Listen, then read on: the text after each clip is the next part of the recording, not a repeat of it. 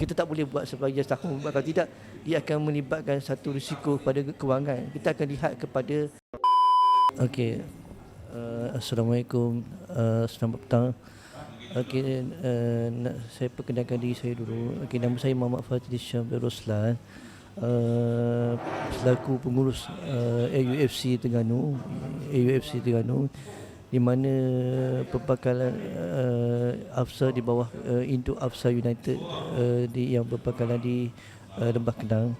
Dan kami dekat Terengganu ni telah memiliki sebanyak 2 cawangan, iaitu yang pertama ialah AUFC Kuala Nerus dan juga AUFC Kuala Terengganu. Jadi Kuala Terengganu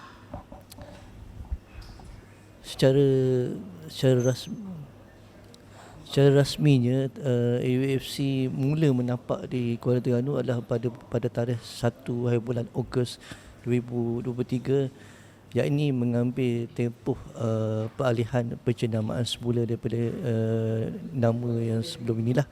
Dan kami telah melalui proses pencenamaan semula dengan menekankan beberapa aspek pembaharuan lah, yang seperti mana yang kelab-kelab dan akademi yang terdapat di seluruh Malaysia.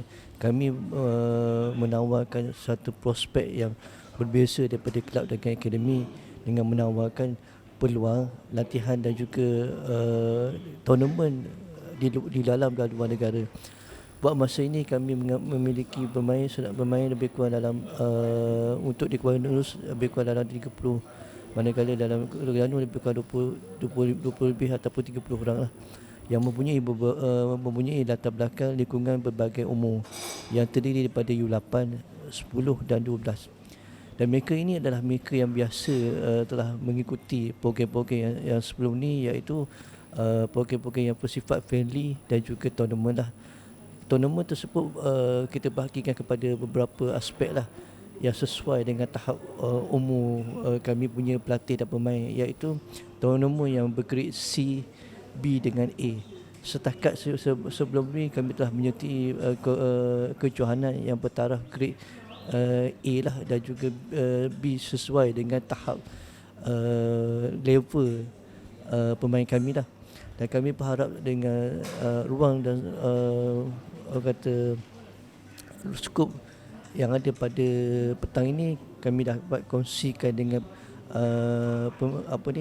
pemain-pemain yang kat luar sana yang berminat untuk menyertai kami dengan mendapatkan maklumat ataupun info yang boleh mereka lawati di laman sesawang kami, iaitu di laman sosial Facebook dengan hanya menaip AUFC, dan mereka kita akan keluarlah di situ, di paparan di situ akan keluar tentang AUFC ataupun segala-galanya yang berkaitan dengan kami lah.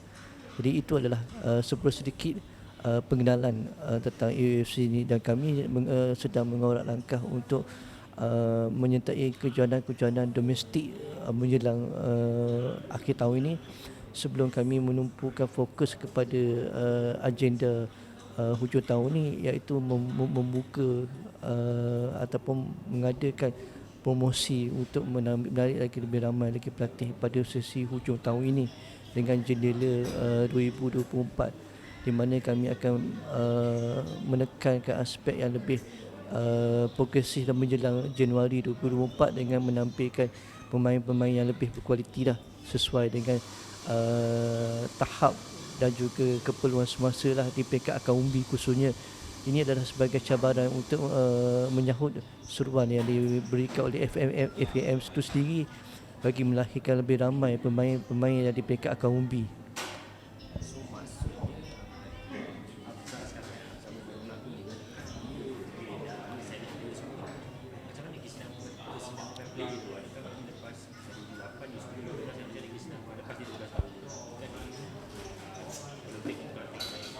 Okey, untuk makluman semua, kami di sini ada mempunyai beberapa kategori lah yang mengikut umur, had umur, iaitu U8, 10 dan 12. Jadi apabila mereka telah melalui fasa U8, 10 dan 12, perkembangan mereka ini akan dipantau, diteliti lah. Bermakna apabila mereka habis saja usia pada peringkat U8, dia akan naik ke 10, ke 12.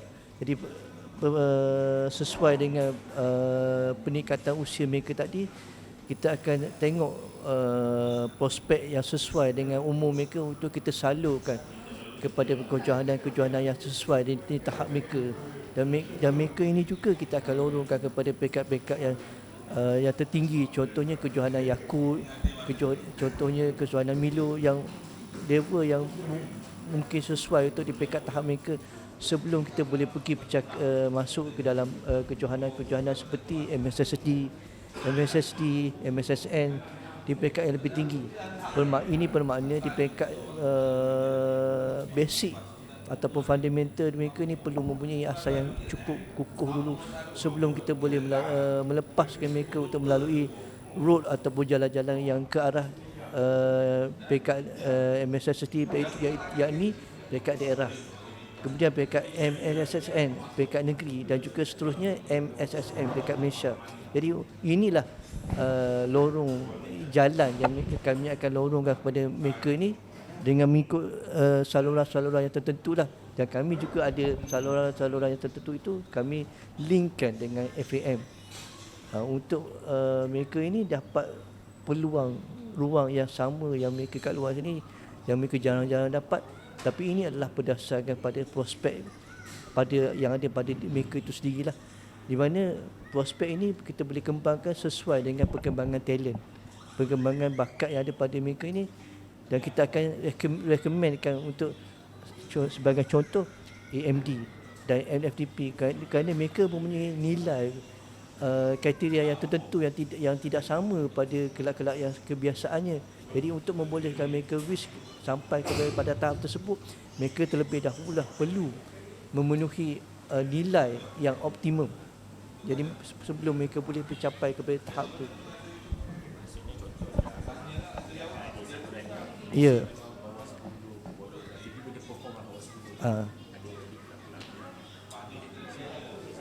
Ya.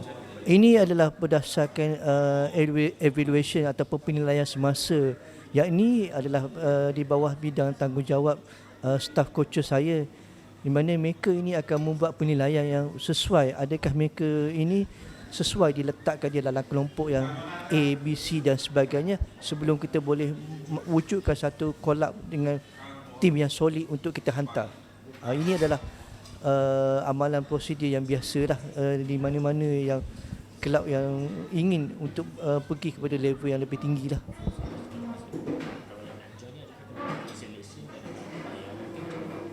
Okey, sebagaimana kelab ataupun akademi lain, kita juga mengenakan pendaftaran yang biasa, iaitu sebanyak RM30 sebenar promosi dan tempoh promosi, iaitu bulan September.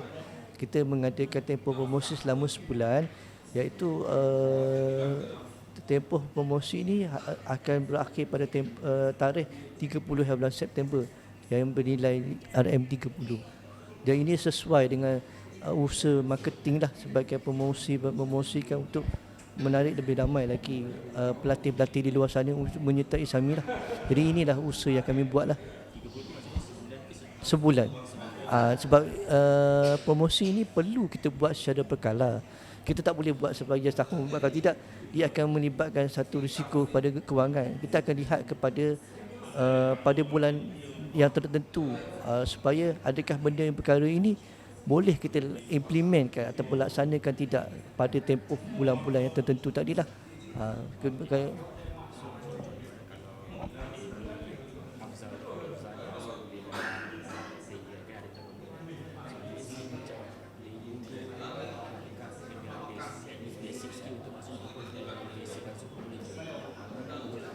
Okey, sudah tentu setiap orang mempunyai penilaian ataupun expectation dah. Dan expectation ini datang daripada dua pihak yang kebiasaannya seringkali berlaku, iaitu daripada pihak ibu bapa. Sebagai ibu bapa, sudah tentu ibu bapa ingin melihat perkembangan anak-anak mereka berada di pada tahap yang maksimum, ataupun setidaknya mereka ini qualified untuk masuk kejohanan yang berprestij, yakni kejohanan yang bergrade ataupun berkelas B ke atas. Jadi sudah tentu itu menjadi satu impian kepada semua ibu bapa kat luar lah. Tapi dalam perjalanan tersebut, maka sudah tentu ada satu mekanisme yang perlu dibuat untuk menilai mereka ini adalah adakah mereka ini sesuai untuk masuk dalam tournament tersebut. Jadi ini adalah perlu ada satu pendekatan yang seiring antara pihak pengurusan dan juga jurulatih untuk memastikan pemain yang dipilih adalah benar-benar qualified, yang layak untuk pergi kepada kejohanan itu, sebab mereka ini membawa nama. Apabila bawa nama, mereka membawa logo nama kita. Jadi sudah tentu mereka perlu jaga nama baik itu sendiri. Dan inilah yang kita titik beratkan di kalangan pemain. Setiap kali kejohanan, jaga nama kita. Dan lebih mustahak lagi, mereka ini 5 tahun dan 10 akan datang mungkin akan berpotensi untuk menjadi pelapis pemain Malaysia akan datang, kebangsaan akan datang. Sebab kita tahu pada hari ini agak sukar, realitinya kita hari ini masih lagi ketanusan pemain penyerang tulen, yakni di peringkat kebangsaan sendiri pun kita hari ini masih lagi kehilangan lah pemain tulen yang bernombor 10 tu, iaitulah kekosongan yang sekian lama ditinggalkan oleh arwah Supermokhtar Dahari. Sampai hari ini kita masih lagi mencari-cari siapakah penyerang tulen, iaitu penyerang yang di kalangan yang jati diri Malaysia. Yakni kita tahu hari ini kita telah melalui evaluation ataupun evolusi dalam peringkat tertinggi, iaitu naturalisasi warisan. Kita tidak menolak perkara sedemikian rupa untuk memperkuatkan skuad kebangsaan. Namun sebagai seorang cintakan sukan bola sepak, saya merasakan perlu jati diri pemain di tempatan itu perlu terus diperkuatkan dari semasa ke semasa.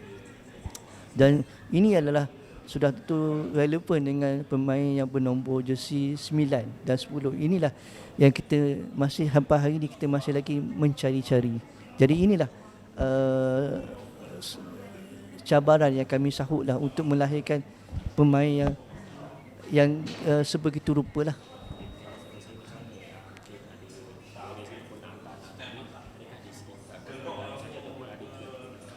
Okey, buat masa ini kami mempunyai 2 cawangan yang berasingan, iaitu satu di daerah Kuala Nerus dan satu lagi adalah Kuala Terengganu. Dua-dua daerah ini mempunyai lokasi latihan yang berbeza. Sebagai contoh, untuk AUFC Kuala Nerus, mereka ini base ataupun perbekalan di SMK Mengabang Teliput, di mana jadual latihan akan berlangsung pada setiap hari Jumaat dan Sabtu pada pukul 8 hingga pukul 10 pagi. Manakala untuk AUFC Kuala Terengganu, mereka mempunyai latihan yang bertempat di Padang Legung Kuala Limpai. Buat masa sekarang ni mereka dalam proses untuk berpindah ke venue pusat latihan yang baru, dan yang hari ini kami masih tengah menunggu untuk proses perpindahan tersebutlah, yang ini akan berpindah di sekolah sebagaimana yang kami praktikkan di Kuala Nerus lah, dan proses ini akan mengambil sedikit masa lah.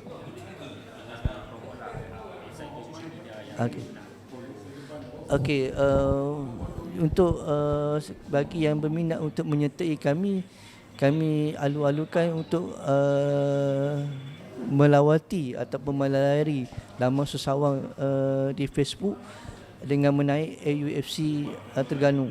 Daripada situ mereka boleh surf ataupun layari untuk mendapatkan butiran-butiran lanjut. Manakala bagi mereka yang ingin mendaftar, mereka bolehlah hubungi saya terus di talian 019-513-1137 untuk membuat pendaftaran. Itu adalah kemudahan yang kami sediakan setakat ini melalui aplikasi WhatsApp dan juga media sosial lah. Ini adalah untuk jangka masa pendek, dan untuk jangka masa panjang kami juga membuat promosi di aplikasi IG, Instagram dan juga TikTok lah. Yang kandungan-kandungan tersebut kami akan upload mengikut secara berkala lah. Ini adalah bergantung kepada aktiviti-aktiviti yang tertentu mengikut tempoh takwin yang ditetapkan sepanjang tahun lah. Jadi inilah rangkuman yang kita masukkan sebagai konten lah. Okey, terima kasih. Santi.